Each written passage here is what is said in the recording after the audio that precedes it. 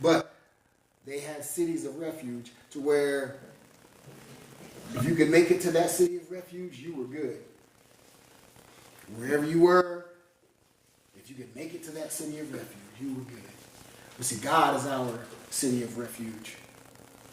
As believers, He's our city of refuge. We run to Him for our protection, for our provision.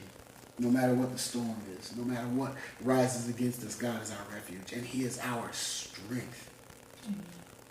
He is our strength. Scrumph. Some people say scrumph. He got a lot of scrumph. I don't even know how you spell that. But I've heard it said quite a bit. But God is our strength. Philippians, is it 4:13? I can do all things through Christ who strengthens me. That is how He is our strength. We come to our weakest point. When I am weak, then I am strong. When I am weak, then I am strong. When I am weak, I'm weak because I'm physically not capable of going on. I'm physically just not, I just can't do it. Then I am strong. Why? Because God is my refuge and my strength. Amen. When I am weak, then I am strong. You see? Because we can do things, so far in our own. And that's okay. But when that strength begins to go, when we, don't even know about it, when we become weary in the work, that's when it kicks in. God is my strength. He's my refuge and my strength. I run to the refuge and I get strengthened. God is my strength. He is my refuge and my strength. It says He is a very present help in trouble. A very present help in trouble. How are you a very present? You're either present or you're not. You're either present or you're not. When you're sitting in class and the teacher's going down the roll, seeing who's here, you're present or you're not. Nobody answers very present. You see, God can be very present. He's a very present help in a time of trouble. Because, say there's a city. We won't even name the city, but there's a city. Cities being what they are, cities have a police force. That police force is present. But so is crime. Because police can't be everywhere. And even when they know about it, they have to investigate and all this other stuff has to happen. And when you have an event, say there were the security required, you say a dignitary comes into town, political dignitary, the police, they take people pull extra shifts and they pull as many people as they can. So that's where the police become a very present force. They become very present at that point. Noticeable. See, we know that they're here. We know that they're present right now in our particular city, North Las Vegas. We know that the police are there. We know that they exist. We don't know exactly where they are right now. But if something were to happen, or if I was a really, really special person, and I had 3 or 4 cops lined up, cars outside, and I had one at the front door, one at the garage door, and one upstairs looking around, they would be a very present. They would be very present. A very present help. You see, because I'm not that special. I don't get that kind of attention. I don't get that kind of attention from the police force. Whenever I go, whenever I'm at home, I don't get that kind of attention. And I'm okay with that. Why? Because God is my refuge and my strength. A very present help. Hallelujah. In a time of trouble. A very present help in trouble in the New King James Version. A very present help in trouble. See, He's always with us. He said He would never leave us nor forsake us. But when trouble rises, and we sing, Lord, let the glory of the Lord rise among us. When you're baking that bread, when does that bread rise? In the oven. In the heat. In the heat. Amen. So when we get into the heat, and the heat begins to be too much, it starts to be too much, the glory of the Lord rises among us. Yes. The glory of the Lord rises among us, see? Because that's when God starts to become a very present help in trouble. A very present help in trouble. See? Right. He doesn't necessarily need to be very present when there's nothing going on. But we remember that he's with us. We remember that he's with us. And he's here. Oh yes. Oh yes. But when trouble starts to rise, the glory of the Lord rises above that trouble. Hallelujah. It might rise in the midst of the trouble. It might rise up under the trouble to push the trouble out. But you know the glory is going to rise. Why? Because God is my refuge and my strength. I would flex, but I don't want to tear my coat, you know. No. You know, I'm just playing. Therefore, I like verse 2. This is one of my favorite verses right here. Flat out, God is our refuge and strength, a very present help in trouble. Therefore, we will not fear. Because God is my strength and my refuge, because if I can't, by his strength that he has empowered me with, that he has enabled me to have, if I can't overcome something, then I'm running back to the refuge. So if I can't overcome it, I got a safe place I can go. If I have all of that in place, why do I need to fear? Why do we need to fear? We don't need to fear. Therefore, we will not fear. And it goes on to say right here, even though the earth is removed, and though the mountains be carried into the midst of the sea, though its waters roar and be troubled, though the mountains shake with its swelling. In the midst of all of this, think about if this were actually happening outside in the literal sense. If the earth be removed, if the earth below us was beginning to erode away and just crumble away. Okay? And though the mountains be carried into the midst of the sea. We're surrounded by mountains, big ones and small ones and everything. We're surrounded. But all of a sudden, those mountains start being carried away into the midst of the sea. And we're watching this happen.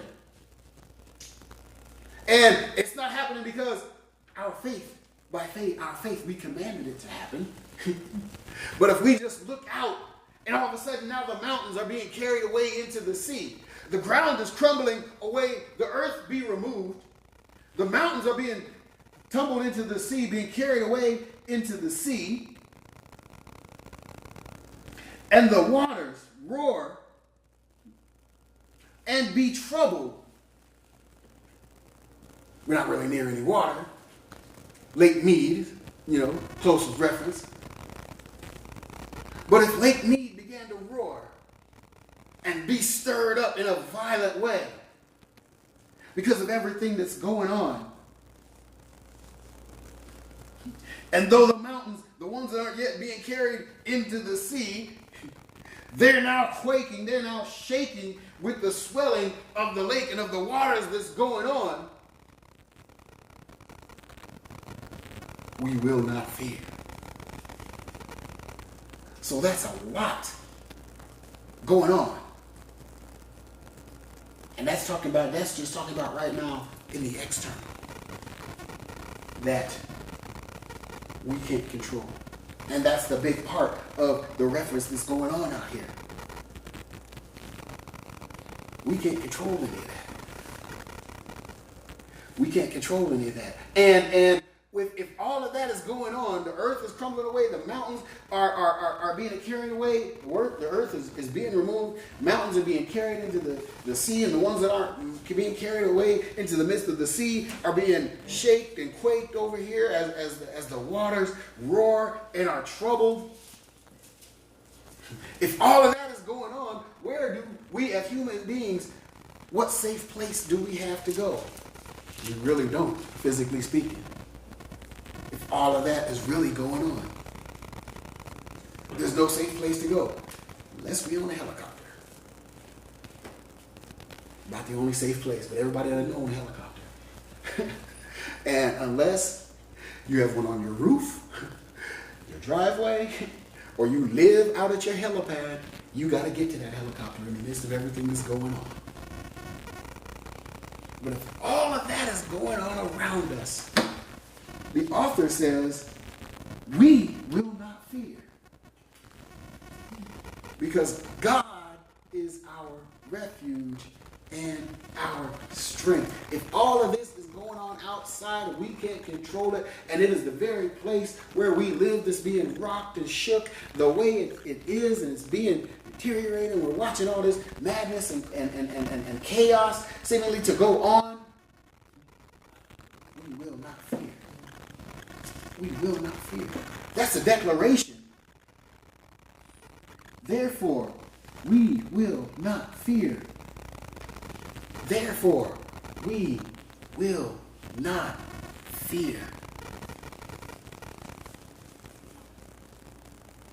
That statement, notice that it comes after our declaration. God is our refuge and strength, a very present help in trouble. Therefore, we will not fear. So that's why we should not fear. Remember the old cartoon? There's no need to fear. Underdog is here. Oh man, that was one of my favorite shows. I've done that show. Sweet Polly Purebred, and always going after Simon Bar Sinister and all those other cats. You know it. That's what I'm talking about. That was some quality entertainment back then. That's what I'm talking about. Oh, Underdog. Shoe shine boy. But when he would do it, I don't know if he did phone booth or whatever, but he would go somewhere and change, and he would bust out, tell the people, there's no need to fear. Underdog is here. But I remember there was an episode where one of the criminals had slipped a sword in Underdog's back, and he didn't know it. Okay, this is a cartoon, little for kids. Okay, so it could happen.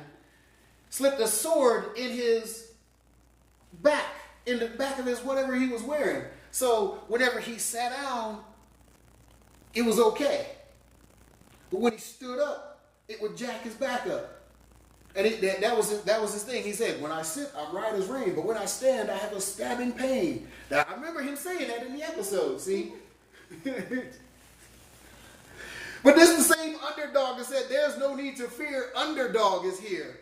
But one of his enemies could get to him by slipping a sword in his back to make sure that as long as he was sitting down and not doing anything, he was comforted. But as soon as he stand up to come against the enemy, the sword would cause him stabbing pain. No offense, Underdog. But you can't tell me there's no need to fear. If all somebody's got to do is come up behind you and slip a sword in your back, it's going to cause you that kind of pain. See? The declaration needs to be, there's no need to fear. Our God is here. He is our refuge and our strength. Amen. Amen. No offense to Underdog. He was still a cool cat. Mm-hmm. We will not fear. There's nothing we need to fear. And then again, in just verses 2 and 3, he's talking about there's just this bunch of external things that are going on. When the world around us is chaotic, when the world around us doesn't seem safe to inhabit, because that's all these things that describe everything. These are foundational things, mountains that are immovable under any other circumstance. The biggest earthquake doesn't even make the mountains go away. It might rearrange, certain things about the landscape. Wildfires can't make the mountains go away. It'll make the landscape look different, but the mountain is still there. A flood can't wipe the mountains away. It might change the landscape, but a flood can't even wipe the mountains away. But he's saying right here, if the mountains be carried away into the sea, if the mountains quake with the roar because of the roaring of the sea, I will not fear. if those things that are foundational, if those things that are permanent in my estimation, if those things begin to change chaotically in a manner that by our rights shouldn't happen, we will not fear. We will not fear. Even if the earth be removed, even if the very land we stand on. See, he starts out with even saying, even if the earth be removed, even if the foundation that we stand on, even if the very thing that we stand on, he's not talking about God. Just as far as externally speaking, the very thing that we stand on, if that begins to be removed and we feel that there's nothing left to stand on, if the things that we see that represent permanency, the things that we see that represent strength, mountains represent strength, mountains represent passing of time, even if all of those things start passing away for whatever reason, we will not fear. Why? Because God is our refuge and our strength. God is that place that I run to feel safe. God is that place that I run to get re-energized. See,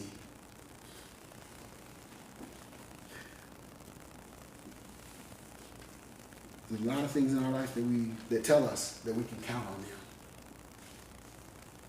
But they can be counted on in the hardest times. Our insurance company tells us we can count on them. Yeah, we can count on you to raise rates. If we make a claim, we can count on that. Okay, we can count on having to fill out paperwork. We can count on, there's a lot we can count on. Yeah, we can count on you, but there's a lot of fine print involved. Okay, and don't miss a payment. You miss a payment, you get behind, that insurance is going to lapse. You get in a behind status, and they want to make a claim. First thing they're going to want to talk to you about is, what about this last premium payment? If you get current on that, then you can call customer service, and we'll hook you up with something. See, but God, He is our refuge. See, the premium's already been paid. The premium was paid all those years ago when Christ gave His life. The premium was already paid when Christ made that sacrifice. It was paid by the blood of the Savior, by the blood of the Lamb. That premium was paid. And there's no fine print. There's no fine print because the policy doesn't expire. The policy doesn't expire. In fact, I feel like it's about to cash in because it's going to cash in when Christ returns. Then that policy is going to cash in, and the return on that policy is going to be greater than anything we feel like we put into it. There's so much. God is our refuge and our strength. Therefore, we will not fear. We will. That's corporate. Therefore, we will not fear. See, this is David, the author, writing.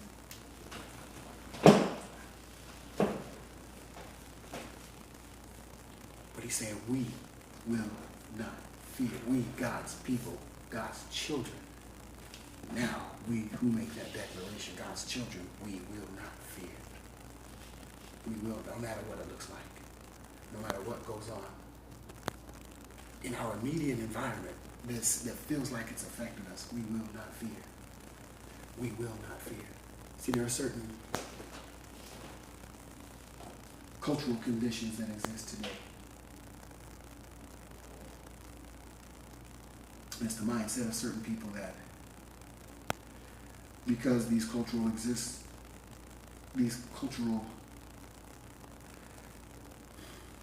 attitudes exist, that we must live in fear.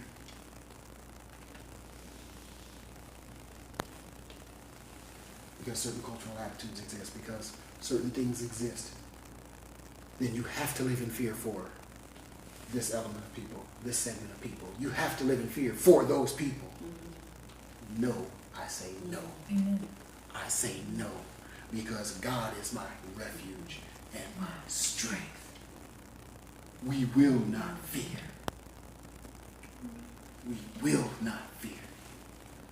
We will live the life according to the word. We will walk wisely. We will do things with discretion. But we will not live in fear of anything, for anything. Of anyone, for anyone. Thank you. We will not fear. God is our refuge and our strength. God is our refuge and our strength. Therefore,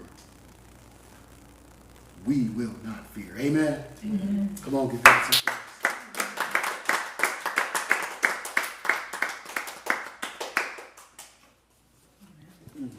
Because he's worthy.